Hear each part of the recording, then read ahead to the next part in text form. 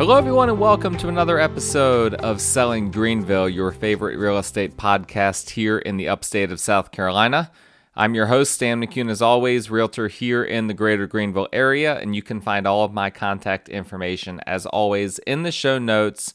That is where my phone number, my email address, really those two things primarily are there for you to be able to contact me. But you can also contact me by direct messages on various apps that are out there. You guys can find me. I'm all over the internet like every realtor out in the world. You won't have any problem reaching out to me. So feel free to go ahead and do that. And as I always ask you guys, please rate, review, subscribe, do the things that need to be done in order to make sure that you don't miss any future episodes and so that you promote this show to other people that might be searching for a Greenville-related podcast. I appreciate when you guys take the time to go ahead and do that and to hit that 5-star rating and to leave a short little review. I don't ask for much, but I do ask for that, so please go ahead and do that if you have a moment. We're going to be talking about today, and I just had a little New Jersey accent moment there for a second. We're going to be talking today about the spring real estate season that we're entering into. And this is what happens every year, this time of year.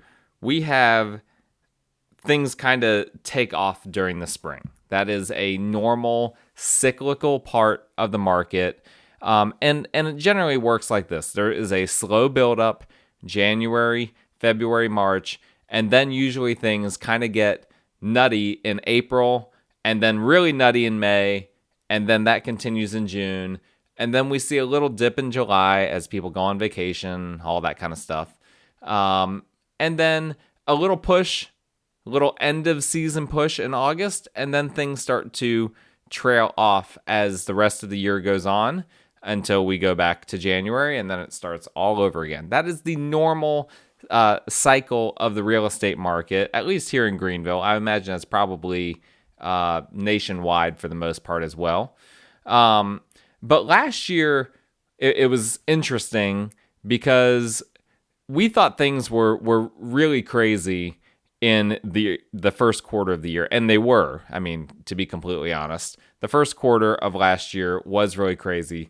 But when April, really towards the end of April and then into May, we realized we were in something that was unlike any other market that we had ever experienced. That was when we started to see some of these insane price increases year on year. That's when we started to see month's supply of inventory drop to levels that we didn't even think were possible. That was when we, for the first time, started to see the percentage of contract price or the percentage of sales price to list price start to get to 100% or higher, when traditionally it had always been, people always sold their home for less than it was listed for. Starting in April of last year, that was when that trend happened of it not being uncommon for sellers to get, on average, and again, there's always been times where sellers have gotten more than what the home is listed for, but in April last year was when the average became that sellers got at or above what they had a home listed for. So things went really crazy last April. But there are so many different things that make the market right now just unpredictable. And we've talked about this, of course, but we still have all of the things baked in that would assume that this would be a normal spring season, but also not a normal spring season. So we still have the very low supply, right? We've talked about this a lot. Still very low supply causing prices to go up dramatically. But there are some indicators that supply may increase a bit in upcoming months. I'm not going to get into the weeds on this, but building permits are up. There are some indicators that some supply chain related things are improving, although some are worsening, so that may all balance itself out.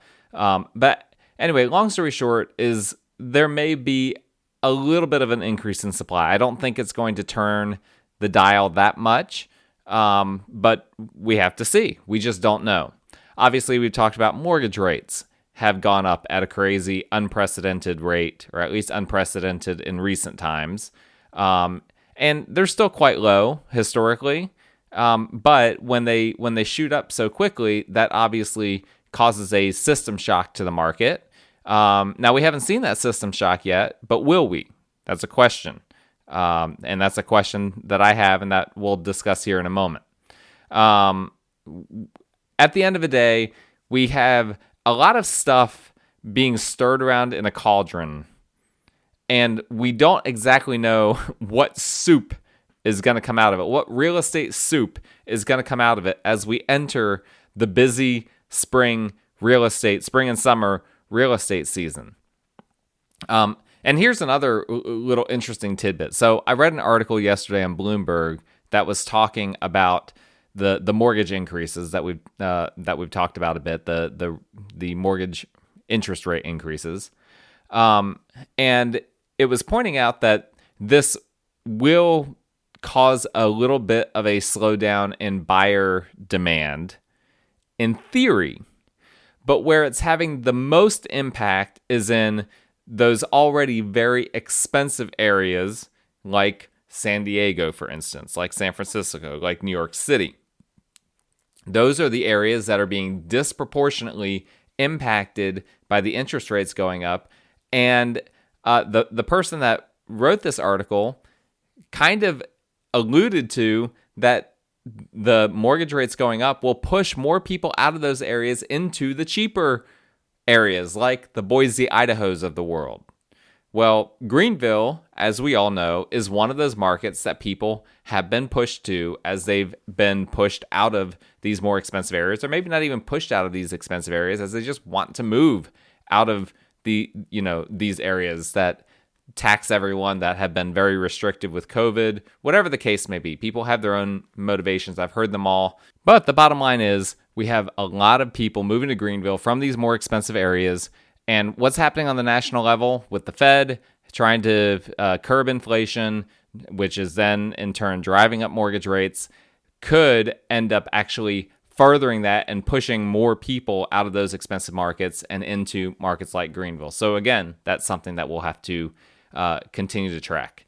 So all of that to say, there is all sorts of uncertainty. We don't know exactly what's going to happen, but I think we can make a few reasonable predictions. I have 7 predictions here. And again, these predictions are Greenville specific. If you're listening to this from another market, I wouldn't necessarily say that these things would apply. Perhaps some of them do. But anytime I talk about real estate on here, because I'm not looking at it from a national perspective, it is coming through a Greenville lens, even when it's a broader topic like this. All right, so what's my first prediction? I think that we will see an increase in contracts falling through due to mortgage rates increasing so quickly. A lot of people will get pre-approved, and then particularly in this market, after the amount of time that it takes to actually get a house under contract, it might take weeks, it might take months.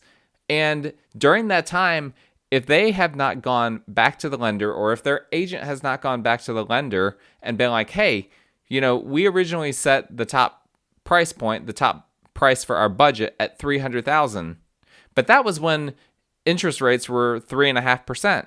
Now that they're at 5.5%, can we still afford $300,000? That's a very important question. And for those that just have that 2-month-old pre-approval letter, and they send that, that's usually a requirement when you send an offer. You've got to send your pre-approval letter in. They send that in. If the listing agent doesn't then vet out that pre-approval letter to double check that the buyer can actually perform, can actually purchase the house now that rates have gone up, it's likely that we will see contracts falling through because of that. Because I can tell you right now, a lot of listing agents, they don't double check those letters. They're not calling the lenders to check on things. They just see it. They just assume it's good, and then move on. For me, I double check those when I'm the listing agent. I want to make sure that the buyer is good to go, that there's not been, particularly now in this environment, that there's not been any major changes that would cause them to not be able to buy the house. And as a buyer's agent, I do something similar in this type of an environment. Had a client recently that wanted to put an offer on a house, and I was just like, okay, I need to check with the lender to make sure you can still afford this, because it was at the top price point for their budget, and they got pre-approved when mortgage rates were a lot lower. And so I went out of my way, because I don't want them to get under contract and have that fall through. That's heartbreaking for everyone. Nobody wins in that situation. It's a lot of work on top of all the heartbreak. And so I went out of my way to make sure that they were pre-approved at that price point with the current environment for mortgage rates.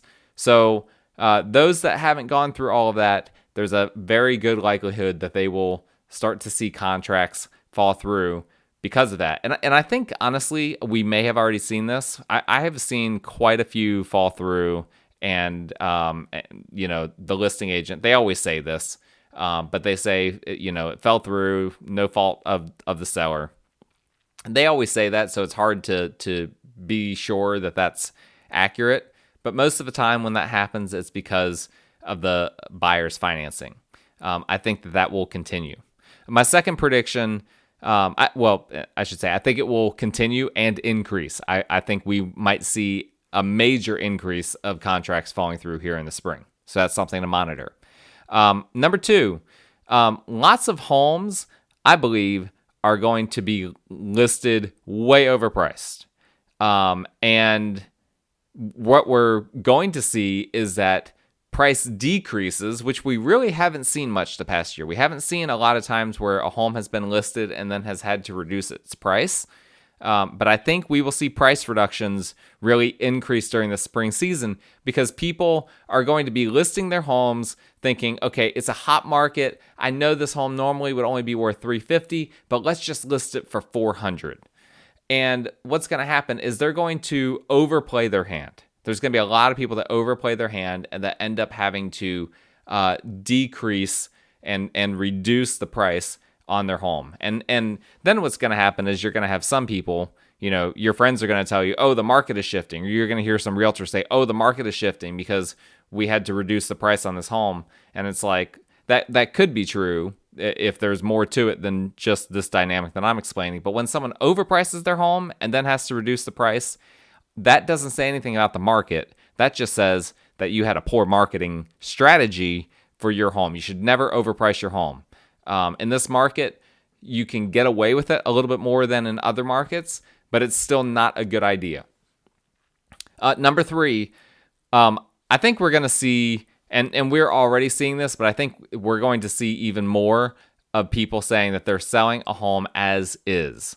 And that will be because of people, really, it's a lot of people just not wanting to have to mess around with repairs. They want to just get under contract and just, okay, it's smooth sailing. We're focusing on moving or whatever the case may be, so that they don't have to focus on getting contractors out there and doing all sorts of repairs, et cetera, et cetera.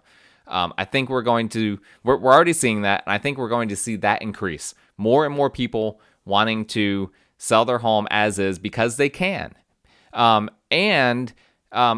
This has also been a big trend recently.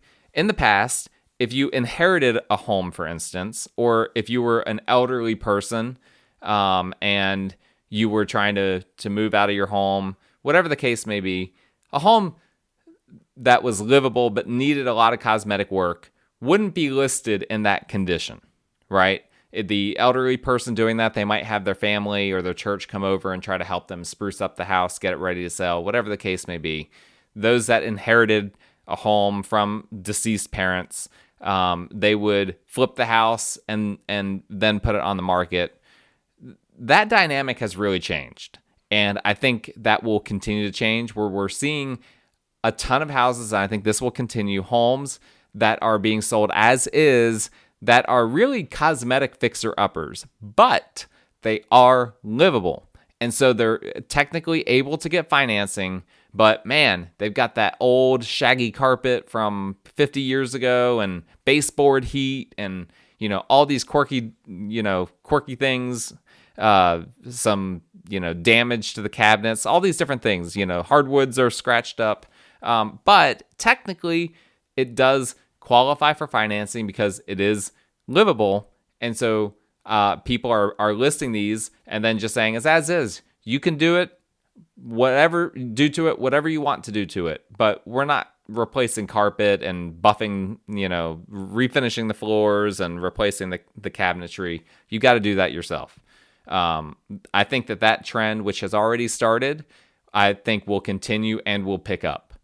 Number 4, I think that we'll see flippers and small builders increasingly taking risks on cheap homes in traditionally undesirable locations. What I mean by that is, because of how housing affordability has kind of tanked in the Greenville area, at least by local metrics. Now we're seeing the average or the median home price be around the $300,000 price point. Well, that's a big increase from when it was in the low 200s not that long ago.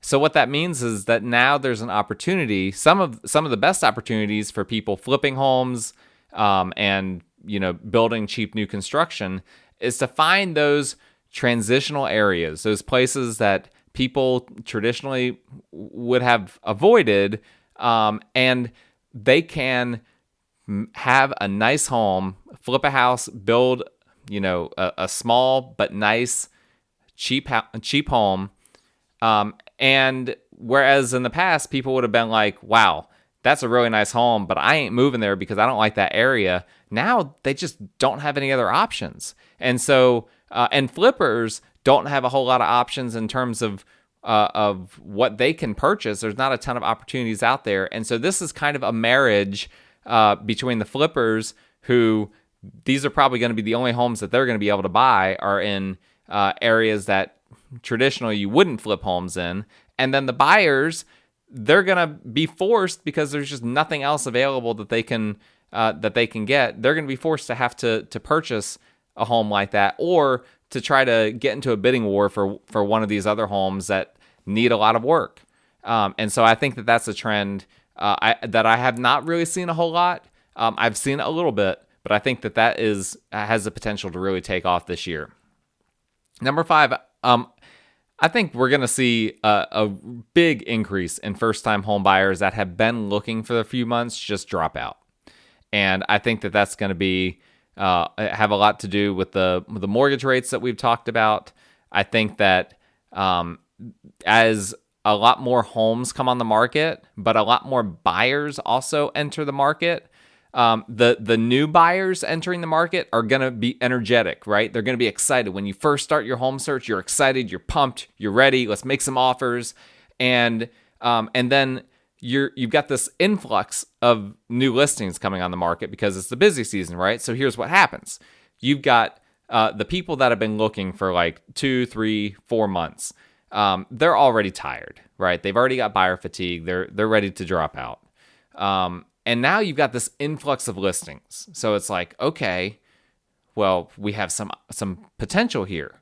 And so now, whereas in the past, they were maybe only looking at a handful of homes per week, now they have an opportunity to look at a bunch of homes. And so they start, it gives them a little bit, a little bit of excitement, a little bit of that, okay, maybe we can actually do something here. And then they start looking at those homes and putting in all of that time and energy, taking off work or doing it after work or whatever the case may be. And then submitting offers and then finding that they're going up against this even more energetic group that just entered the market and that is really aggressive because they're scared about mortgage rates going up. They've been tracking this very closely. They've heard what's happening and they want to get a house under contract right away. And then those buyers that have been looking for months and months, they just get completely fed up and exhausted and they drop out. I think that is going to happen. And it's sad when that happens because that's, again, everyone loses in that situation. Me as a realtor, if I have clients that I've shown a bunch of homes to over the course of a really long period of time and then they drop out, that's just a sunk cost for me. And it's a sunk cost for the buyer as well.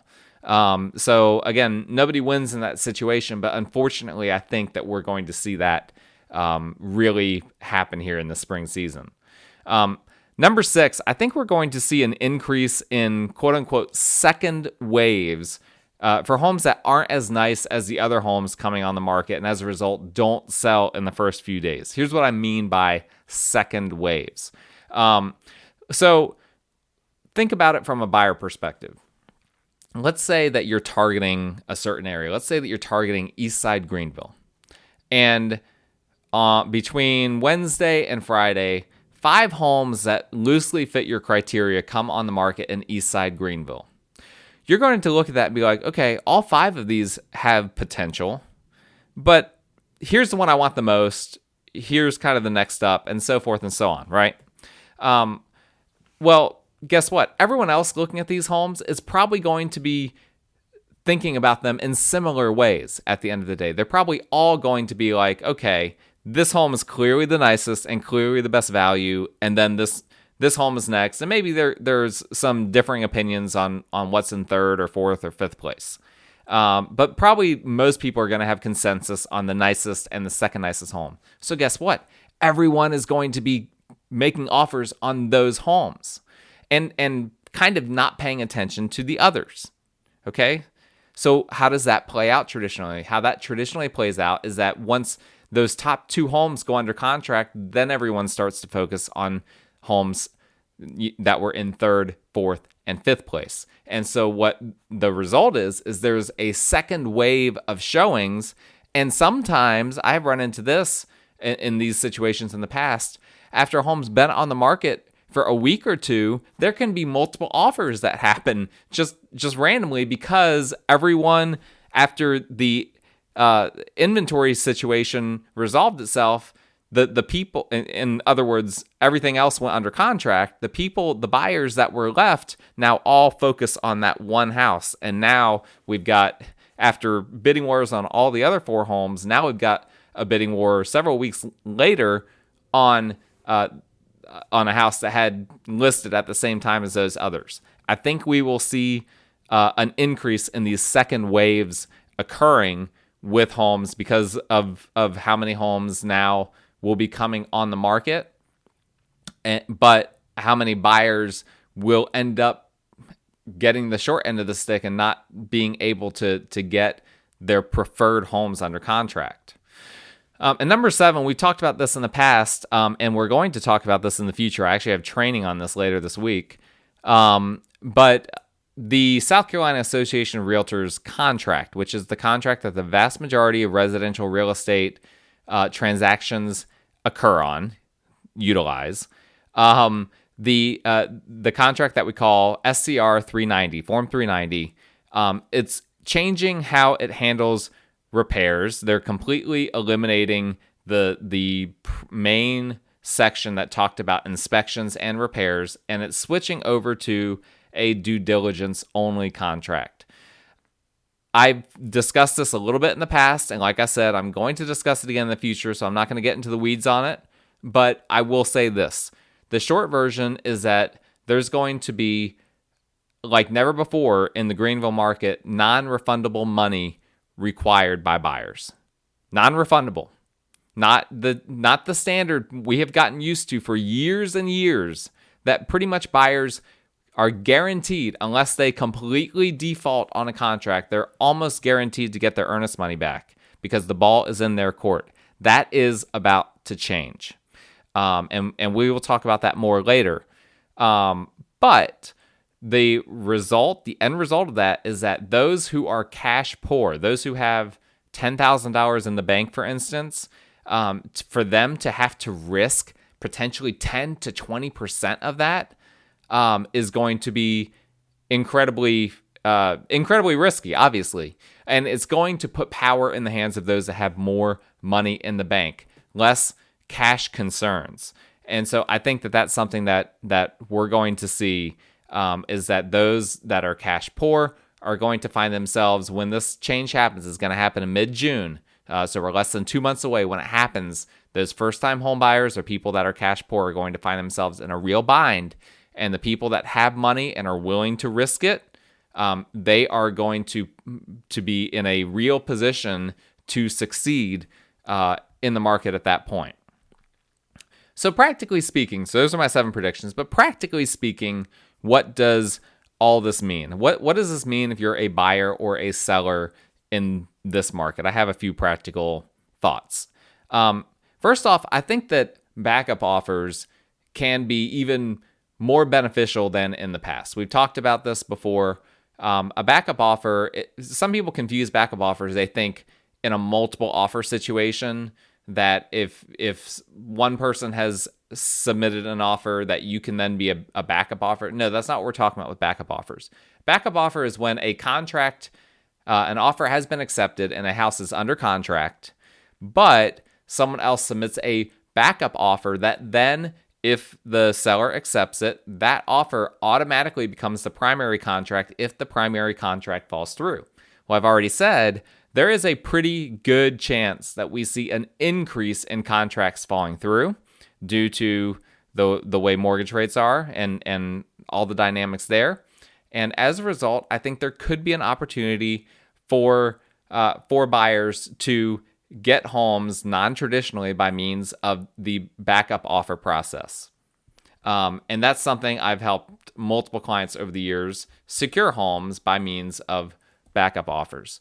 So there's a narrow number of homes under contract that I feel like are quality options for submitting backup offers.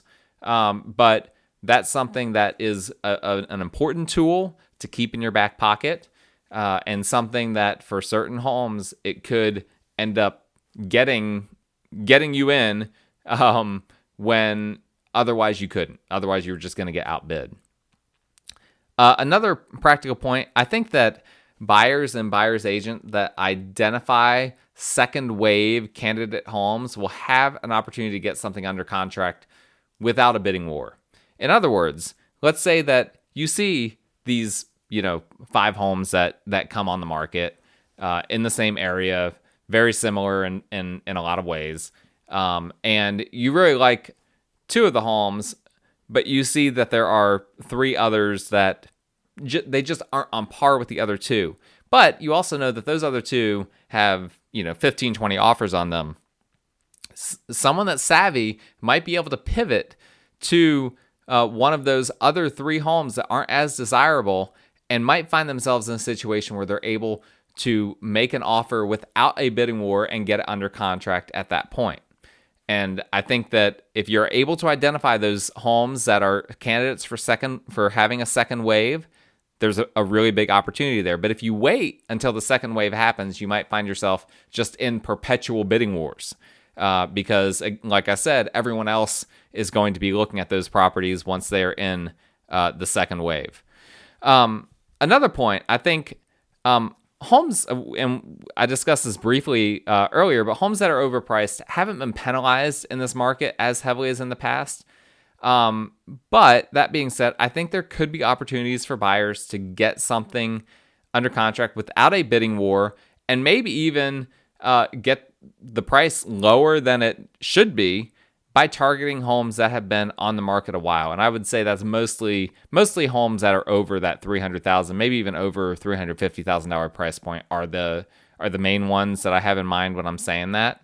But basically, if you can keep track of homes that have been on the market for a while, and this is something that I look at occasionally, I'll if I have clients that have just been struggling to find something or get something under contract, then I will take some time. Okay, what has just been languishing on the market?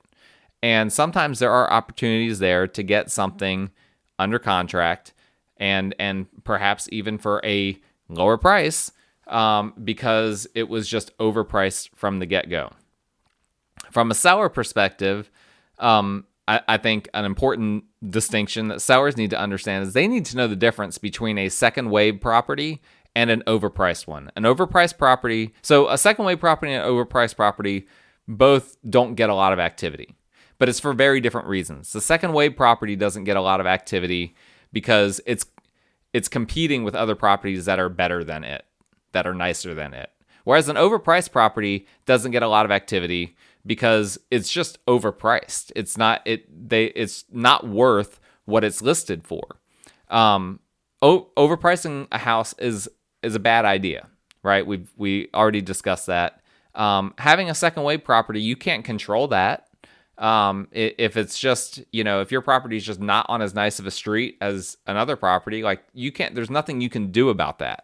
But it's important to know the difference, because if you're a seller that is freaking out that you're not getting as much activity as you thought you would, but it's simply because of your competition, that's a completely different scenario than freaking out over a home being overpriced. You should freak out if your home is overpriced, and you should hire a realtor that is willing to stand toe-to-toe with you and be honest with you about what your home is worth so that you don't overprice it. That's an extremely important distinction.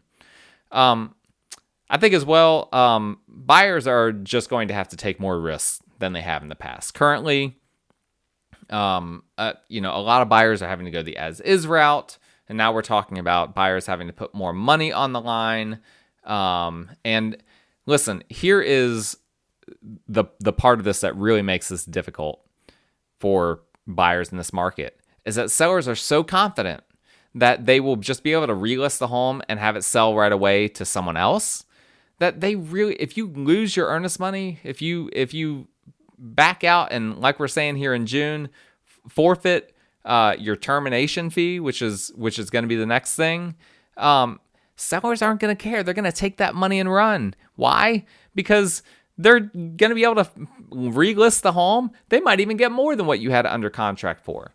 Buyers are going to have to take risks and just come to grips with that. That this is, if you want to buy a house in this market, there is only one way to do that, and that is to take risks and to recognize, to understand that you're going to have to do that. And so you have to make offers with conviction.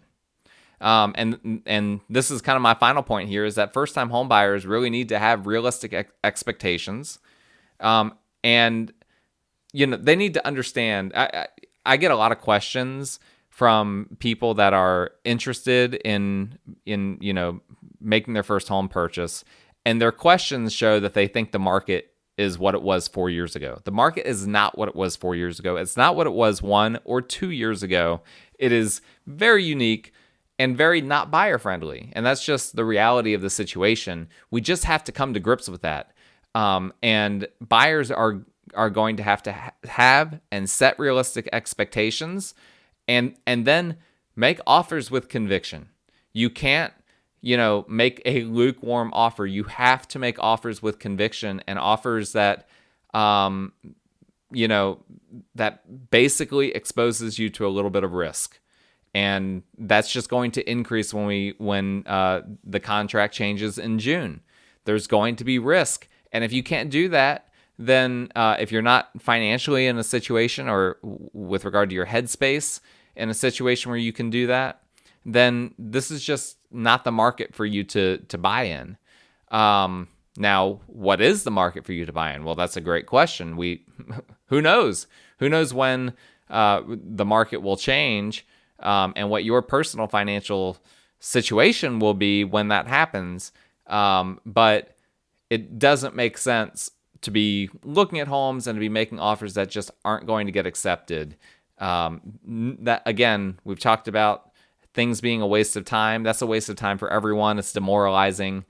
You don't need to do that. So I try with all my buyer clients to, right at the very beginning, try to set realistic expectations. If I have clients that are like, hey, we're at this price point, we don't know if we can get what we're wanting at this price point, what I'll do is I will actually look at the past 3 months or so at their criteria and see what has sold the past 3 months that fits their criteria. And then I will just send them those listings. And it's like, hey, do you see anything from the past 3 months that you're like, okay, for that price, I think that this is a home that I would have liked.